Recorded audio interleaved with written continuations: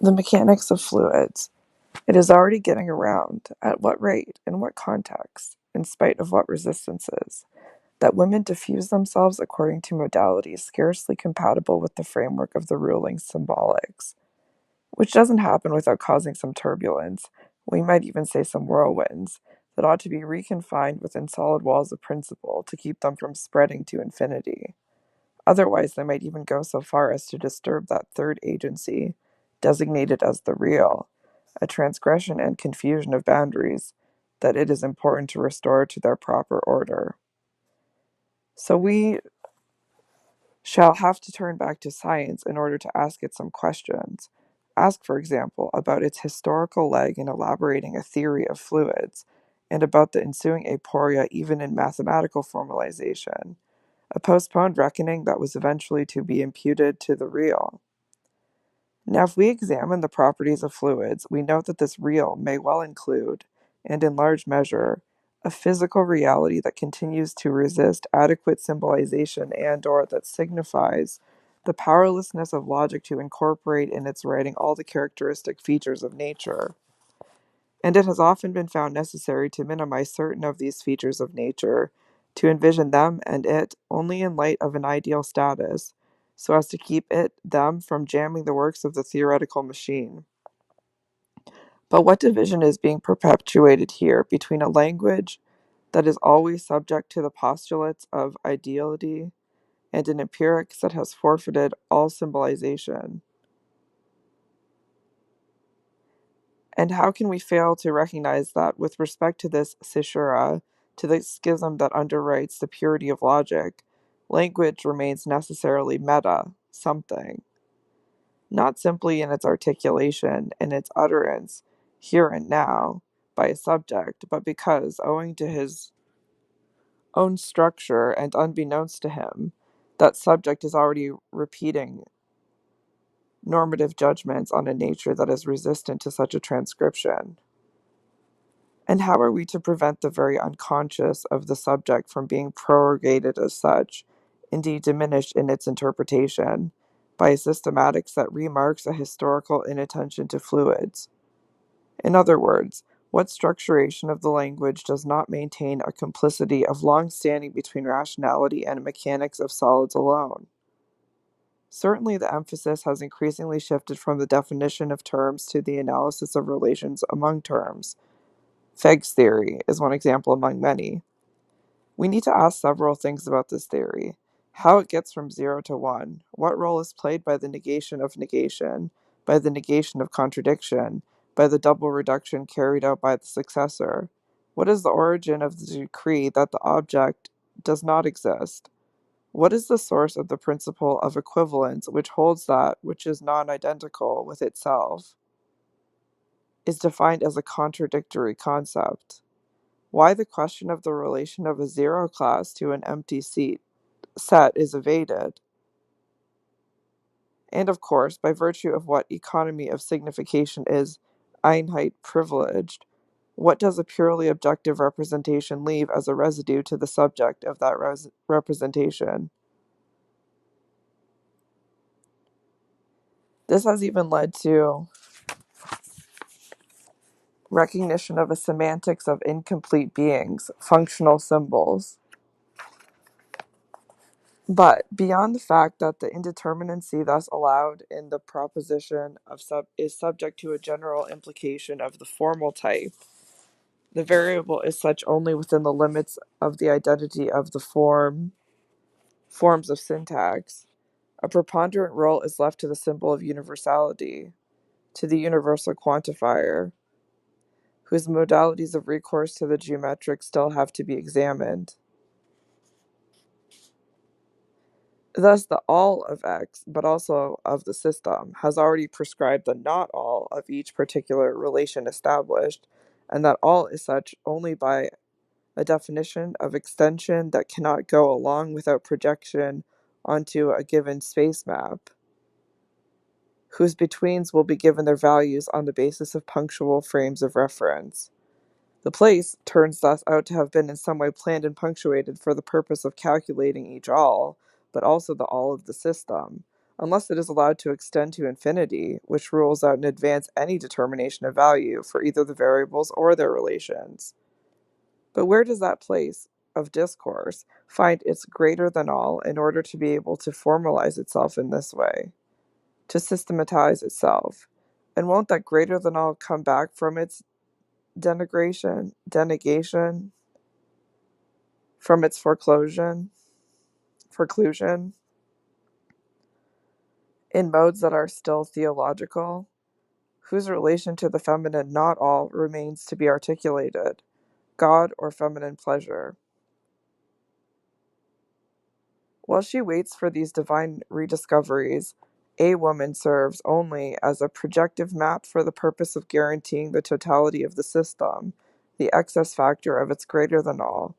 She serves as a geometric prop for evaluating the all of the extension of each of its concepts, including those that are still undetermined, serves as fixed and congealed intervals between their definitions of language, and as the possibility of establishing individual relationships among these concepts.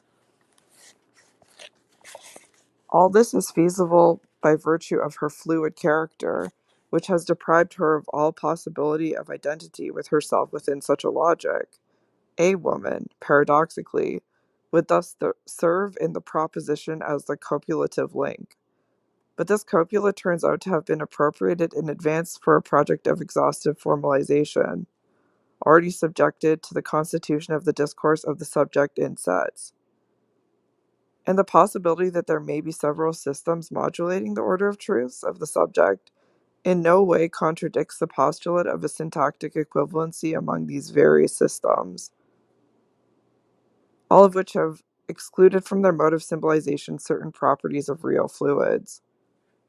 What is left uninterpreted in the economy of fluids, the resistance is brought to bear upon solids, for example, is in the end given over to God, overlooking the properties of real fluids, internal frictions, pressures, movements, and so on, that is, their specific dynamics, leads to giving the real back to God, as only the idealizable characteristics of fluids are included in their mathematization. Or again, considerations of pure mathematics have precluded the analysis of fluids except in terms of laminated planes, solenoid movements, of a current privileging the relation to an axis, spring points, well points, whirlwind points, which have only an approximate relation to reality, leaving some remainder, up to infinity. The center of these movements corresponding to zero supposes in them an infinite speed, which is physically unacceptable. Certainly these theoretical fluids have enabled the technical, also mathematical form of analysis to progress, while losing a certain relationship to the reality of bodies in the process. What consequences does this have for science and psychoanalytic practice? And if anyone objects that the question put this way relies too heavily on metaphors, it is easy to reply that the question, in fact, impugns the privilege granted to metaphor, a quasi-solid, over metonymy, which is much more closely allied to fluids, or suspending the status of truth accorded to these essentially metalinguistic categories and dichotomous oppositions, to reply that in any event all language is also metaphorical, and that by denying this, language fails to recognize the subject of the unconscious, and precludes inquiry into the subjection still in force of that subject to a symbolization that grants precedence to solids. Thus, if every psychic economy is organized around the phallus or phallus, we may ask what this primacy owes to a teleology of reabsorption of fluid in a solidified form. The lapses of the penis do not contradict this. The penis would only be the empirical representative of a model of ideal functioning. All desire would tend toward being or having this ideal, which is not to say that the phallus has a simple status as transcendental object, but that it dominates as a keystone a system of the economy of desire marked by idealism. And to be sure, the subject cannot rid itself in a single thrust. Certain naive statements about religious conversion, also a matter of language, to materialism are the proof and symptom of this. From there to standardizing the psychic mechanism according to laws that subject sexuality to the absolute power of form. For isn't that what we are still talking about? And how, so long as that prerogative lasts, can any articulation of sexual difference be possible?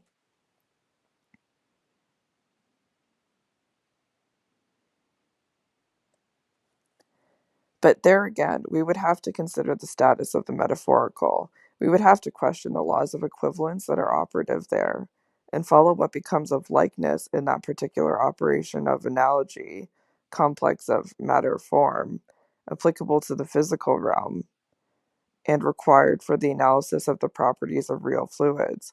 Neither vague nor rigorous in a geometrical way, it entails an adjustment of meaning, which is far from being accomplished. Since what is in excess with respect to form, for example, the feminine sex, is necessarily rejected as beneath or beyond the system currently in force, woman does not exist in the eyes of discursivity.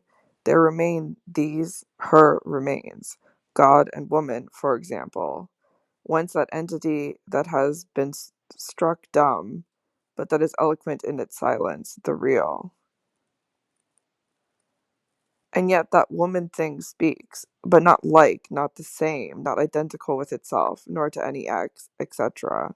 Not a subject, unless transformed by phallocratism. It speaks fluid, even in the paralytic undersides of that economy. Symptoms of and it can't flow anymore, it can't touch itself, of which one may understand that she imputes it to the Father and to his morphology.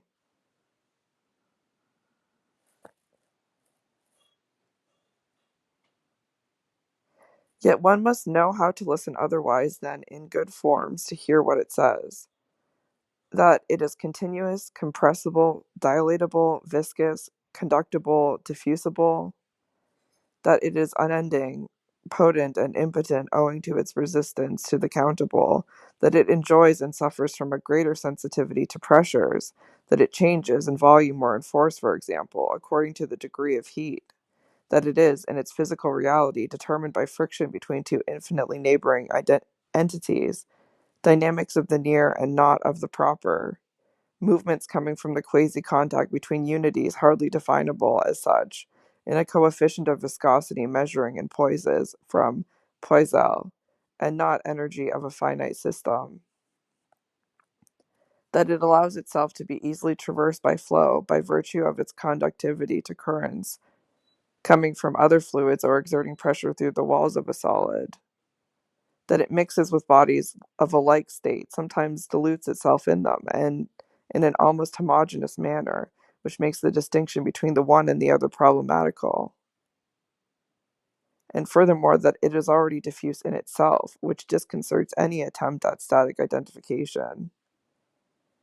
Woman thus cannot hear herself, and if everything she says is in some way language, that does not make the lingual aspect of her speech what it signifies all the same. That her speech may draw the possibility conditions of its meaning from its confinement to language is quite another matter. We must add that sound is propagated in her at an astonishing rate, in proportion moreover to its more or less perfectly insensible character, which results in one of two things. Either the impact of signification never comes from there, or else it comes from there only in an inverted form. Chez vous, then? Without counting the zone of silence that lies outside the volume, defined by the place from which discourse is projected. And meaning would have to be diffused at a speed identical to that of sound in order for all forms of envelopes, spaces of deafness to one or the other, to become null and void in the transmission of messages. But the small variations in the rapidity of sound then run the risk of deforming and blurring language at every instant. And if we apply language to laws of similarities, cutting it into pieces whose equality or difference we shall be able to evaluate, compare, produce, the sound will already have lost certain of its properties. Fluid, like that other inside outside of philosophical discourse, is by nature unstable, unless it is subordinated to geometrism or idealized. Woman never speaks the same way. What she emits is flowing, fluctuating, blurring, and she is not listened to unless proper meaning of the proper is lost, whence the resistances to that voice that overflows the subject, which the subject then congeals, freezes in its categories until it paralyzes the voice in its flow. And there you have it, gentlemen. That is why your daughters are dumb. Even if they chatter, proliferate, pathetic, pythetically, pithically, it works in works that only signify their aphasia, or the mimetic underside of your desire, and interpreting them where they exhibit only their muteness, means subjecting them to a language that exiles them at an ever increasing distance from what perhaps they would have said to you, were already whispering to you.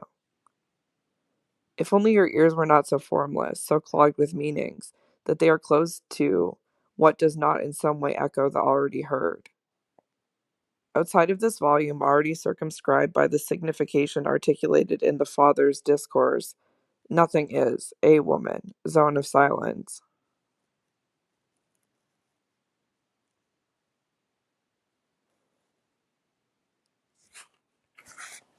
And the object A, how can it be how can it be defined with respect to the properties also of fluids?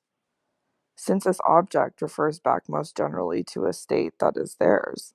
Milk, luminous flow, acoustic waves, not to mention the gases inhaled, emitted, variously perfumed, of urine, saliva, blood, even plasma, and so on.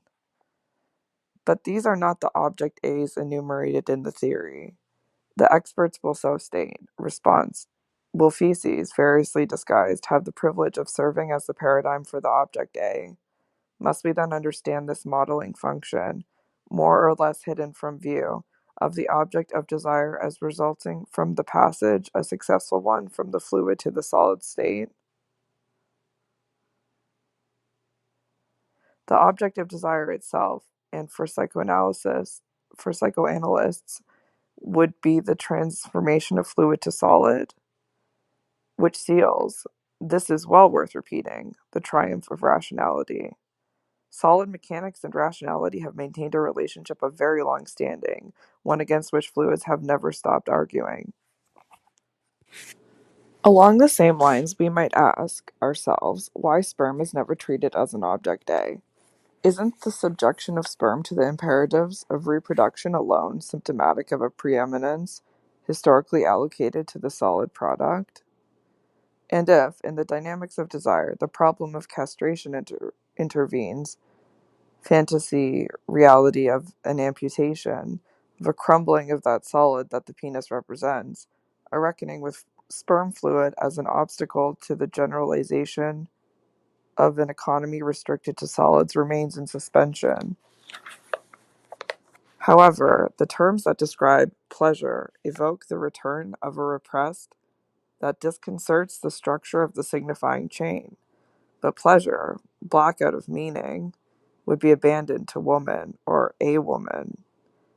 A woman, yes, since the failure to recognize a specific economy of fluids, their resistance to solids, their proper dynamics, is perpetuated by psychoanalytic science, and since this may lead to the resurgence of the cause of a woman, a historical positioning, where the fallout of all speculation is projected, it remains to be seen just how far the compressibility of this residue will go.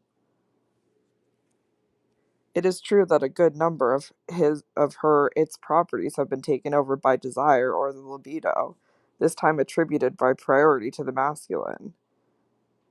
These latter are defined as flow.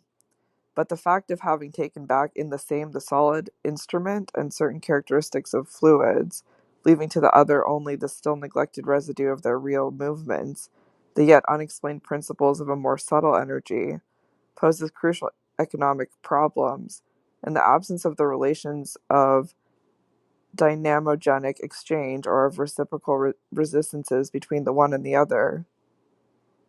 Impossible choices impose themselves, either one or the other, either desire or sex, which, thanks to the anchorage of the name of the Father, will produce a friable organ and a well-formed desire. But the fact of having taken back in the same the solid instrument and certain characteristics of fluids, leaving to the other only the still neglected residue of their real movements, the yet unexplained principles of a more subtle energy poses crucial economic problems. In the absence of the relations of dynamogenic exchange or of reciprocal resistances between the one and the other, impossible choices impose themselves, either one or the other, either desire, or sex, which, thanks to the anchorage of the name of the Father, will produce a friable organ and a well-formed desire. This compromise leaves each one half solid. The perfect consistency of the sex organ does not belong to it, but by reconjugating that organ with the meaning instituted by language, it recovers a semi-solidity of desire. This operation could be designated as the passage to a mechanics of near solids.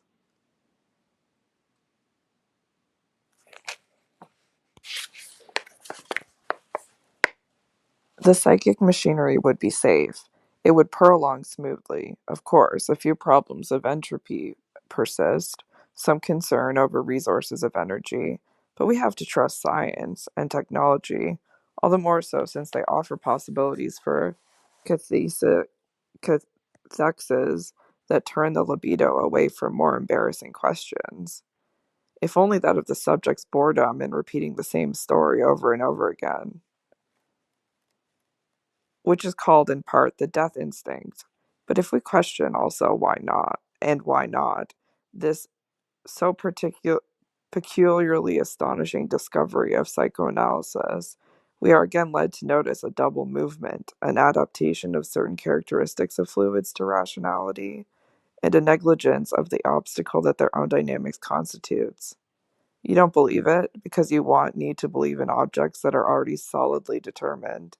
That is, again, in yourselves, accepting the silent work of death as a condition of remaining indefectibly subject. But consider this principle of constancy which is so dear to you. What does it mean? The avoidance of excessive inflow, outflow, excitement, coming from the other, the search at any price for homeostasis, for self-regulation, the reduction then in the machine of the effects of movements from toward its outside, which implies reversible transformations in a closed circuit while discounting the variable of time, except in the mode of repetition of a state of equilibrium. On the outside, however, the machine has in some way borrowed energy. The origin of its motive force remains partially unexplained, eluded, and in some way it has borrowed its operating model. Thus, certain properties of the vital have been deadened into the constancy required to give it form. But this operation cannot and must not be represented. It would be marked by a zero as sign or signifier in the unconscious itself, or else it risks subverting the entire discursive economy. This latter is only saved by affirming that even what is living tends to destroy itself, and that it has to be preserved from the self-aggression by binding its energy in semi-solid mechanisms.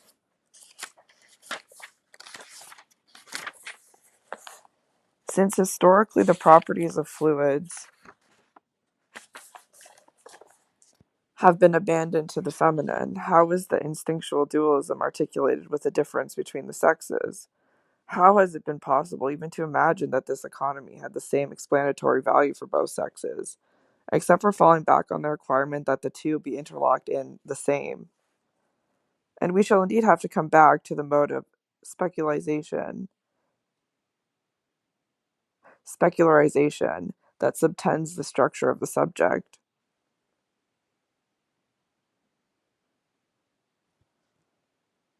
To the jubilant assumption of his specular image by the child at the infant stage, still sunk in his motor incapacity and nursling dependence, to that symbolic matrix in which the I is precipitated in a primordial form, a form that would have to be called the ideal I, a form that situates the agency of the ego before its social determination in a fictional direction, which will always remain irreducible for the individual alone. The fact is that the total form of the body, by which the subject anticipates in a mirage the maturation of his power, is given to him only as gestalt, that is to say, in an exteriority in which this form is certainly more constituent than constituted, but in which it appears to him above all, in a contrasting size, a relief de stature, that fixes it, and in a symmetry that inverts it, in contrast with the turbulent movements that the subject feels are animating him. Thus this Gestalt, whose pregnancy should be regarded as bound up with the species, though its motor style remains scarcely recognizable, by these two aspects of its appearance, symbolizes the mental permanence of the I, at the same time as it prefigures its alienating destination.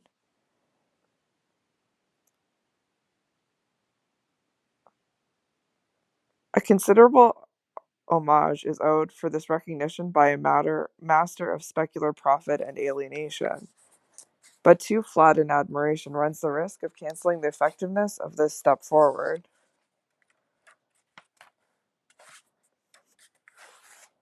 It behooves us then to look into the status of the exteriority of this form that is constituent more than constituted for the subject,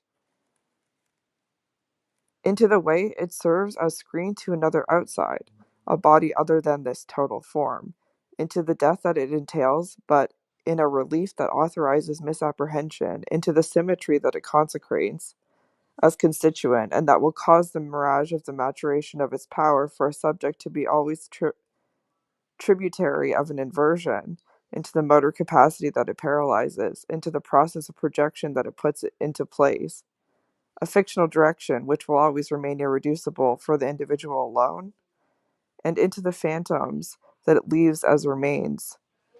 Look into the world of automatons, that robot world which still invokes the name and even the mercy of God in order to get itself going, and invokes the existence of the living so as to imitate that existence more perfectly than is possible in nature.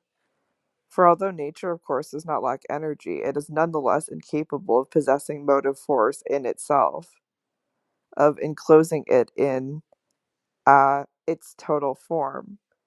Thus, fluid is always in a relation of excess or a lack vis-a-vis unity. It eludes the thou art that is, any definite identification. And so far as the organism is concerned, what happens if the mirror provides nothing to see? No sex, for example. So it is with the girl. And when he says that in the constituent effects of the mirror image, the sex of one's likeness does not matter, it is a necessary condition for the maturation of the gonad of the female pigeon that it should see another member of its species of either sex, and also that the mirror image would seem to be the threshold of the visible world. Isn't this a way of stressing that the feminine sex will be excluded from it? And that it is a sexualized or unsexualized male body that will determine the features of that gestalt, matrix irreducible too from the introduction of the subject in the social order, whence its functioning according to laws so foreign to the feminine, whence that paranoid alienation which dates from the deflection of the specular I into the social I, but whose inevitable appearance was already inscribed in the mirror stage, the like prefiguring itself there as that other of the same, the mirage of which will forever persecute the subject with that perpetual tension between a personal ego and a formative agency that, although one's own, is unappropriable. The distinction being henceforth undecidable between which would be truly the one, which the other, which would be the double of whom, in this endless litigation over identity with oneself. But these dissensions, intersubjective and social, must already have left behind them, in a former time, hysterical repressions. and their paralytic signifying effects, does it follow that the question of the assumption, jubilating or not, of its specular image by a sexualized feminine body would be in vain? Desire having already fixed itself there, the neutralization remarked by the mirror stage would be a confirmation of a more archaic rigidification. And if by chance you were to have the impression of not having yet understood everything, then perhaps you would do well to leave your ears half open for what is in such close touch with itself that it confounds your discretion.